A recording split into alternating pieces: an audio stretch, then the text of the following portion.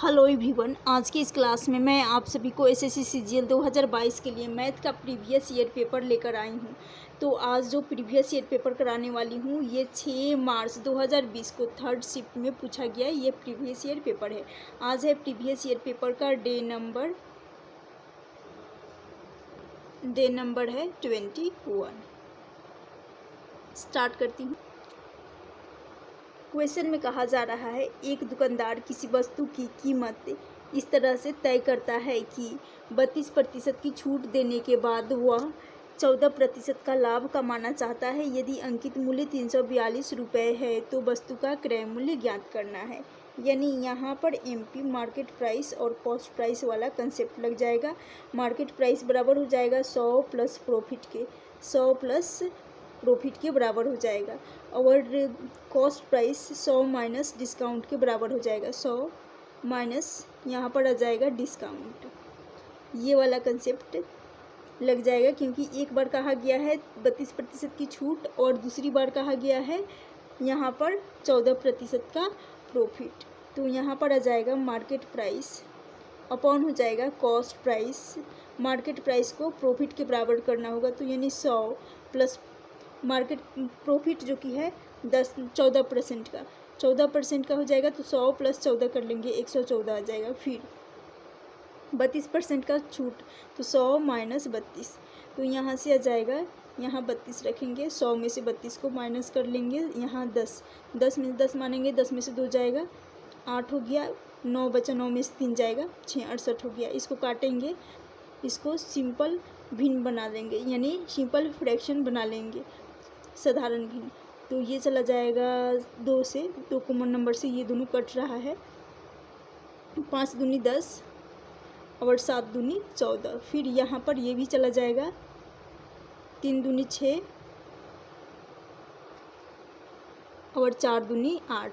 फिर कहा गया है यदि अंकित मूल्य 342 रुपये है और अंकित मूल्य जो कि 57 आ गया, इस 57 को 342 रुपये अंकित मूल्य दे रखा है, इसके बराबर कर लेंगे। 57 इनको बराबर करेंगे, अंकित मूल्य जो कि दे रखा है 342। अब यहाँ पर दिख रहा होगा, यहाँ 2 है, यूनिट प्लेस पर इकाई के स्थान पर 2 है, और 7 के पहाड़े में 7 का गुणज जो कि 6 7 42 हो जाएगा, यानी छठा मल्टीपल बन रहा है।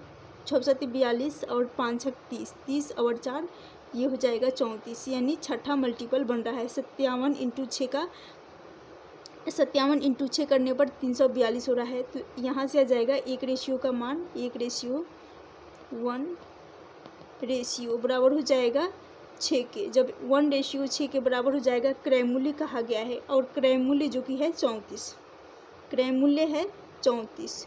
तो इसी 34 में 34 इंटू 6 कर लेंगे, तो यहाँ से कॉस्ट प्राइस निकल कर आ जाएगा 6 चौका 24 और 6 3 18 और 2 ये हो जाएगा 20, यानी 204 क्रय मूल्य निकल कर आ जाएगा 204 रुपये। ऑप्शन बी इस क्वेश्चन का राइट आंसर हो जाएगा। उम्मीद करती हूँ क्वेश्चन समझ में आ गया होगा। ये 6 मार्च 2020 को थर्ड शिफ्ट सीजीएल एग्जाम में पूछा गया क्वेश्चन है। नेक्स्ट क्वेश्चन है, क्वेश्चन में कहा जा रहा है कोई वस्तु 16% के लाभ पर बेची गई, यदि उसे 36 रुपये अधिक दाम पर बेचा गया होता तो 20% का लाभ होता, उस वस्तु का क्रय मूल्य ज्ञात करें। एक बार फिर से पढ़ रही हूँ। जैसा कि कहा गया है 16% के लाभ पर बेची गई है, यदि उस वस्तु को 16% के लाभ पर ना बेचकर 36 रुपये अधिक में बेचा जाता है, यानी 16% की जगह पर 36 रुपये अधिक में बेचा जाता, तो यहाँ पर आ जाता है 20% का लाभ। ये हो जाए, यहाँ से ये घट जाएगा, 16 माइनस 20 माइनस 16 कर लेंगे, 4 आ जाएगा। 4%, इस 4% क्यों होगा? क्योंकि ये 36 रुपये अधिक होने के कारण यहाँ 16% हो रहा है। जब 36 रुपये अधिक में बेचा जाता तो 20% का लाभ हो जाता, इसलिए 20%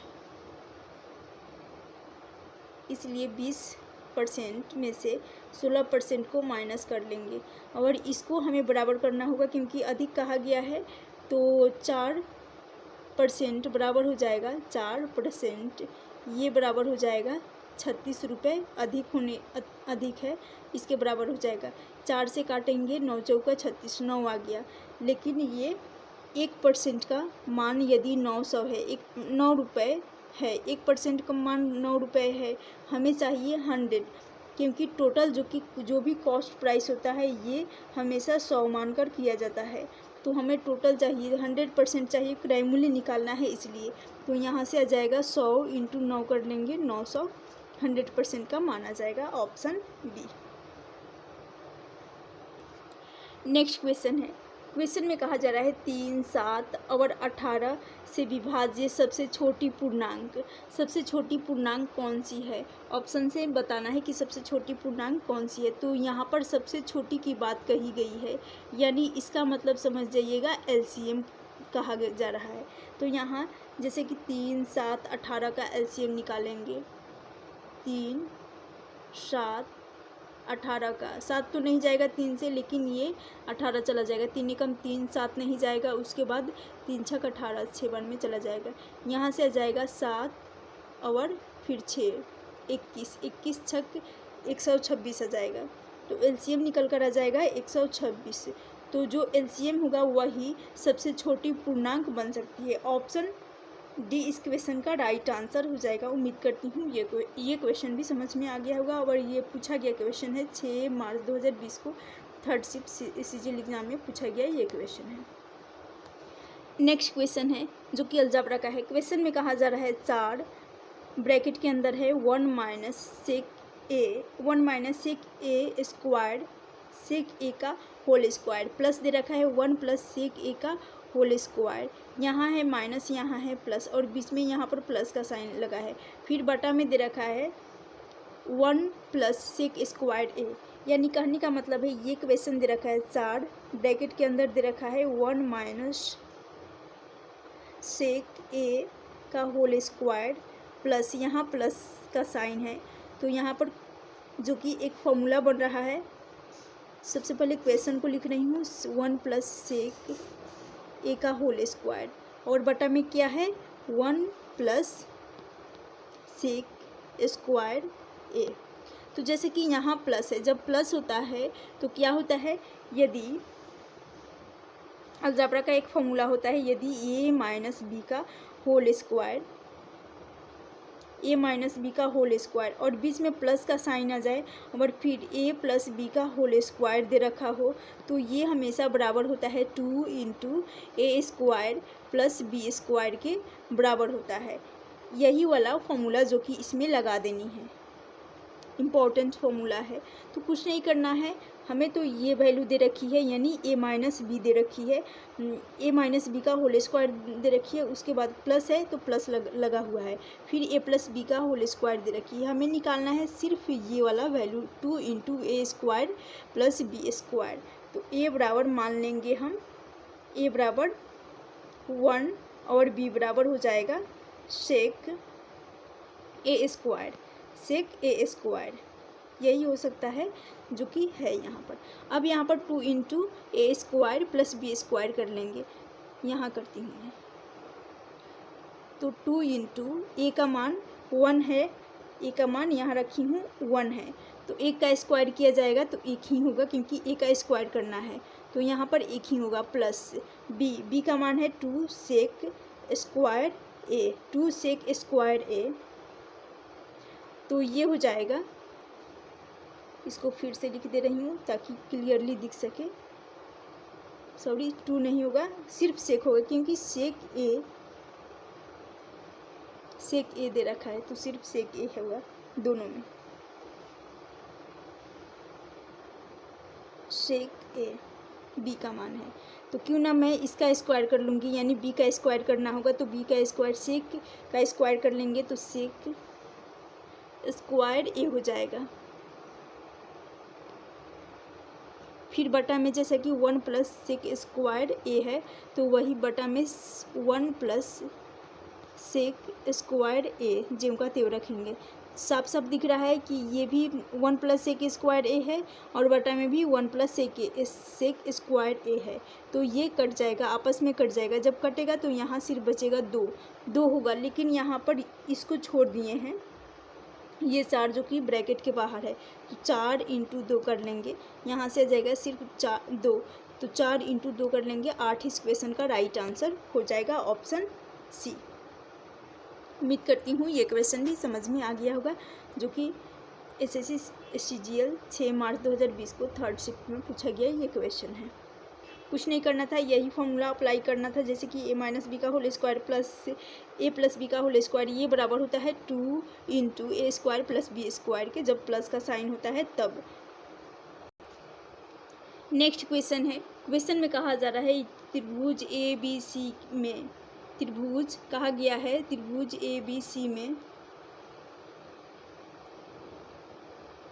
यदि कोणों का अनुपात 3:5:4 है, तो सबसे बड़े और सबसे छोटे कोणों के बीच का अंतर क्या होगा, जो कि डिग्री में हो। तो यहाँ पर जैसा कि दे रखा है 3, 5 और 4, इनका तीनों कोणों का अनुपातों का योग कर लेंगे 9 और 3, ये हो जाएगा 12। इस 12 को बराबर कर लेंगे, इन 12 रेशियो को बराबर कर लेंगे 180 के। क्यों 180 के बराबर करेंगे, क्योंकि आप सभी को पता होगा ये पहला कोण हो गया, दूसरा कोण का अनुपात हो गया और ये तीसरा कोण का। आप सभी को पता होगा तीनों कोणों का योग 180 डिग्री के बराबर होना चाहिए, तो वही इनके अनुपातों का सम जो कि 12 आया है, इस सम को मैं 180 के बराबर करूँगी, क्योंकि तीनों कोणों का योग 180 होना चाहिए इसलिए। अब 12 से काटेंगे तो यहाँ से 1 रेशियो का माना जाएगा, 1 रेशियो बराबर हो जाएगा 15। जब 1 रेशियो का मान 15 आ गया, तो यहाँ पर 15 का मल्टीप्लाई कर लेंगे, 15 इंटू 3 यहाँ से आ जाएगा 45, 15 इंटू 5 यहाँ से आ जाएगा 75, 15 इंटू 4 यहाँ से आ जाएगा 60, यहाँ से आ जाएगा 60। लेकिन हमें क्या निकालनी है, सबसे बड़े और सबसे छोटे कोणों के बीच का अंतर क्या होगा।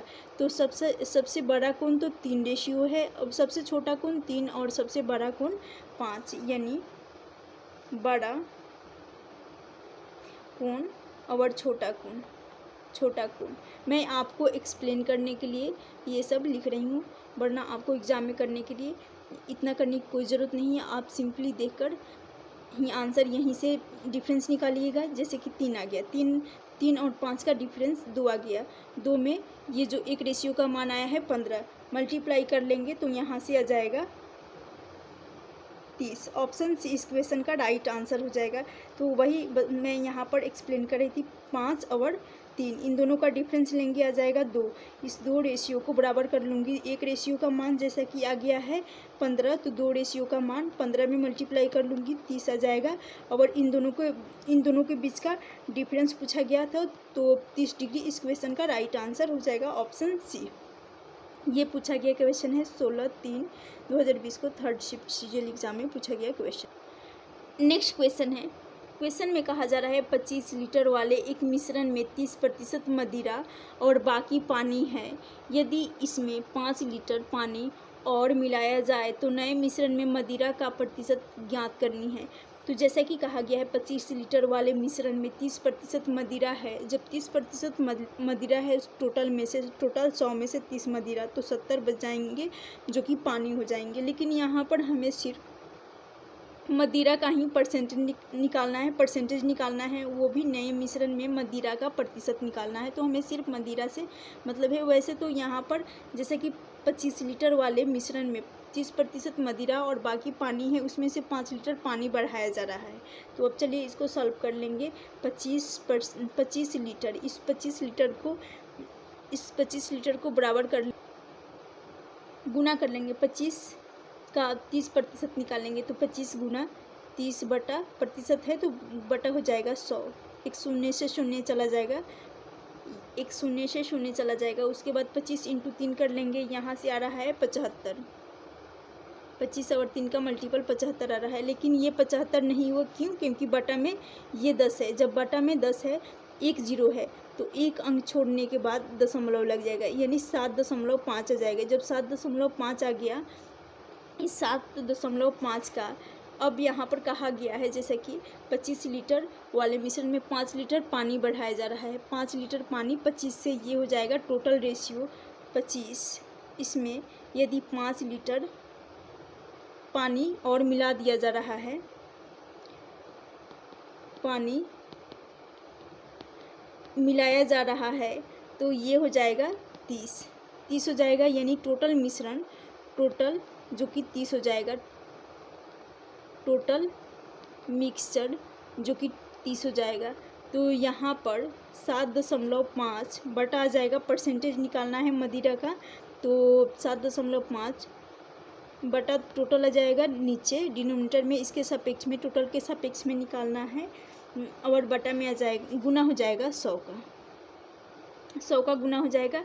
फिर से इसको काट लेंगे, काटेंगे तो ये जा रहा है, यहाँ पर है 30 है, लेकिन यहाँ दशमलव है, इस दशमलव को हटाने के लिए, दशमलव एक अंक छोड़कर है, तो दशमलव को हटाने के लिए यहाँ पर बटा में 1 जीरो आ जाएगा। अब यहाँ से दशमलव हट गया, सिर्फ बचा 75। इस 75 से 300 को भाग लगाएंगे तो ये चला जा रहा है 300, जो कि 4 से चला जाएगा, 4 पचे 20 और 7 चौक 28, 28 और 2 30 हो जाएगा। तो फिर यहाँ पर 375 से कट गया 4 बार में, फिर 4 से 100 चला जाएगा 25, तो यहाँ से राइट आंसर हो जाएगा 25% ऑप्शन। तो 25% मदिरा का मिलाया जा रहा है, ऑप्शन डी इस क्वेश्चन का राइट आंसर हो जाएगा। नेक्स्ट क्वेश्चन है, क्वेश्चन में कहा जा रहा है 8 सेंटीमीटर और 6 सेंटीमीटर त्रिज्या वाले दो वृत्त एक दूसरे को बाहर से स्पर्श करते हैं, तो उभयनिष्ठ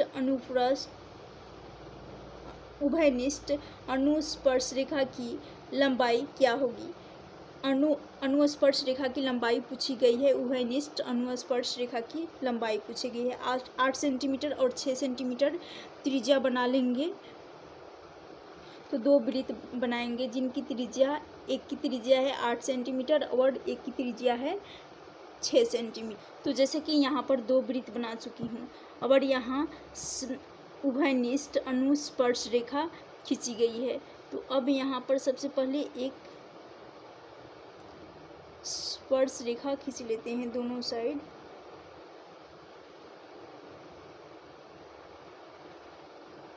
ये हो गया।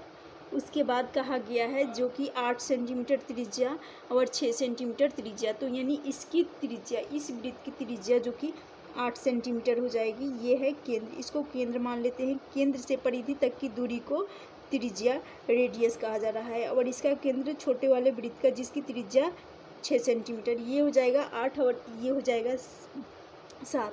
अब यहाँ पर इनके दोनों केंद्रों के बीच की दूरी को मिला देंगे, दोनों केंद्रों के बीच की दूरी को मिला देंगे, तो अब यहाँ पर मिल गया, चूँकि ये हो जाएगा दोनों की केंद्र। और ये है R1 और इसको कहेंगे R2, इसकी त्रिज्या, तो ये हो जाएगा 8, तो इसको मान लेंगे 6, इसको 6 मान लेंगे। अब जब इसकी लंबाई पूछी गई है तो ये होता है क्या, under root R1 into R2 होता है। अब इसको सॉल्व कर लेंगे, जिसको कहा जाता है उभयनिष्ठ अनुस्पर्श रेखा। उभयनिष्ठ अनुस्पर्श रेखा निकालने का फॉर्मूला होता है, ये वाला मेथड होता है, उभयनिष्ठ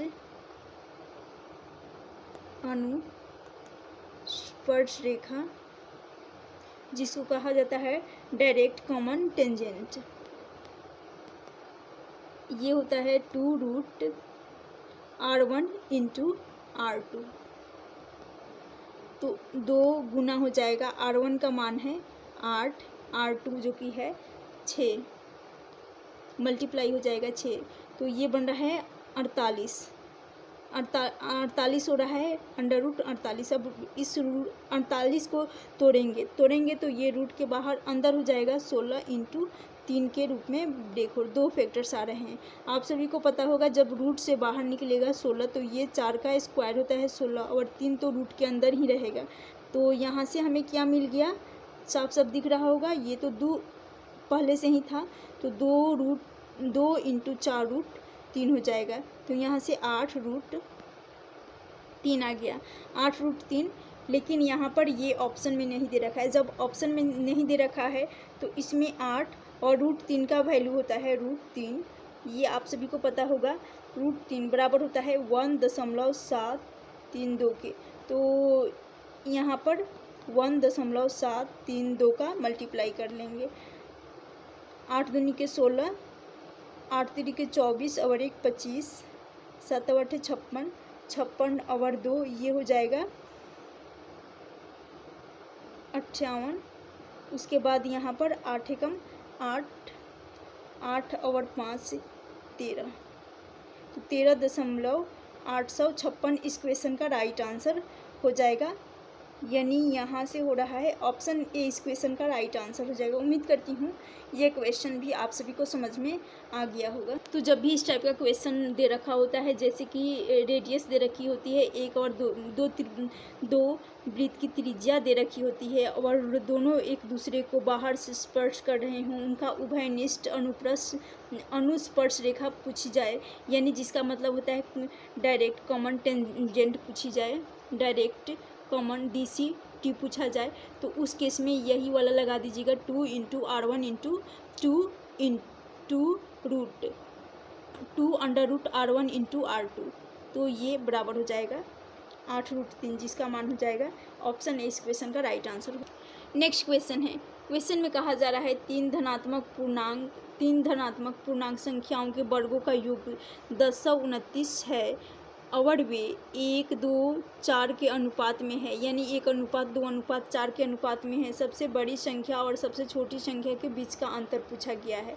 फिर से पढ़ रही हूँ, जैसे कि यहाँ दे रखा है तीन धनात्मक पूर्णांक संख्याओं के वर्ग का योग, तो वर्ग कहा गया है तो इसलिए x मान लेंगे। पहली x² हो जाएगा, दूसरी जो कि हो जाएगा धनात्मक पूर्णांक लेना है 4x² और तीसरी जो कि है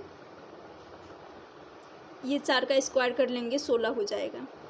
4 का स्क्वायर कर लेंगे 16 x² हो जाएगा। एक बार फिर से इसको, ये तीन धनात्मक पूर्णांक है तो ये अनुपात दे रखा है, इसको एक को हम तो x² मान ली, दो का स्क्वायर कर लेंगे 4 आ जाएगा, क्योंकि इनके वर्गों का योग 1029 के बराबर हमें करना है। फिर 4 का स्क्वायर कर लेंगे 16 x² हो जाएगा। अब इसको बराबर कर लेंगे 1029 के, इन सभी का सम कर लेंगे। सम करेंगे तो यहाँ से आ रहा है 20 और 16 4 20 और 1 21, 21 x² बराबर हो जाएगा 1029। x² बराबर 21 से काटेंगे, ये चला जाएगा 21 चौक, ये जा रहा है 4 49 से जा रहा है x² बराबर 49 है। x² बराबर यदि 49 है तो x बराबर आ जाएगा 7, क्योंकि 7 का स्क्वायर होता है 49। x का माना जाएगा 7। कहा गया है सबसे बड़ी और सबसे छोटी संख्याओं के बीच का अंतर, तो यहाँ पर सबसे बड़ी संख्या बड़ी और छोटी जो कि 4 है, इस 4 में से 1 को माइनस कर लेंगे, 3 आ जाएगा, 3 इंटू 7 कर लेंगे 21। इस क्वेश्चन का राइट आंसर हो जाएगा ऑप्शन ए। ऑप्शन ए इस क्वेश्चन का राइट आंसर हो जाएगा। नेक्स्ट क्वेश्चन है, क्वेश्चन में कहा गया है ABC एक वृत्त पर 3 बिंदु इस तरह हैं कि दीवारें AB और AC द्वारा केंद्र O पर बनाए गए क्रमशः 80 डिग्री और 120 डिग्री है। कोण BAC का मान ज्ञात करनी है। यहाँ पर एक वृत्त बना लेते हैं, एक वृत्त बनाएंगे, ये हो गया। उसके बाद कहा गया है AB और AC द्वारा केंद्र पर एक बनाए गए कोण जो कि 80 डिग्री और 120 डिग्री का है, तो इसको मान लेंगे A से B तक की, यहाँ से A से B तक एक, इसको A पॉइंट मान लेंगे। उसके बाद कहा गया है A से इधर एक C पॉइंट बना लेंगे, इसको मिलाएंगे B और C को, ये हो गया B और ये हो गया C। फिर कहा गया है ए बी और ए सी द्वारा केंद्र ओ पर बनाए गए कोण। तो यानी ये हो जाएगा केंद्र ओ, इस पे एक कोण बनेगा। तो ये कोण हो जाएगा, ये जब 100 यहाँ पर 80 डिग्री इसका मान दे रखा है और इसका है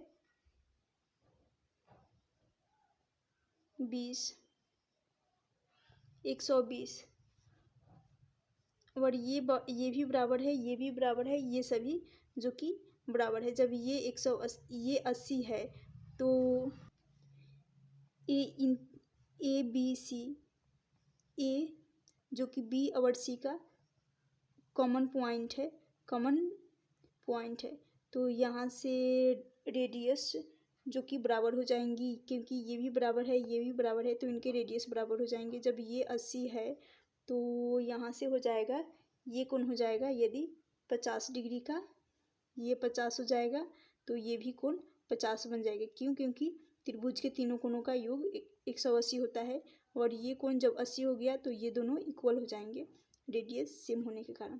फिर यहाँ पर ये 120 है, जब ये 120 है ये कोण, त्रिभुज के तीनों कोणों का योग 180 होता है तो 120 हो गया और यहाँ पर 60 बनेगा तो इन सभी कोणों का योग 30 हो जाएगा, तो इसका भी हो जाएगा 30। तो 30 हो जाएगा। कहा गया है कोण बी ए सी का, यानी ये पूरा एंगल पूछा गया है तो ये हो जाएगा 30 और 50, ये हो जाएगा 80 डिग्री। ऑप्शन डी इस क्वेश्चन का राइट आंसर हो जाएगा। कोण बी ए सी बराबर 80 डिग्री हो जाएगा। ऑप्शन डी इस क्वेश्चन का राइट आंसर हो जाएगा।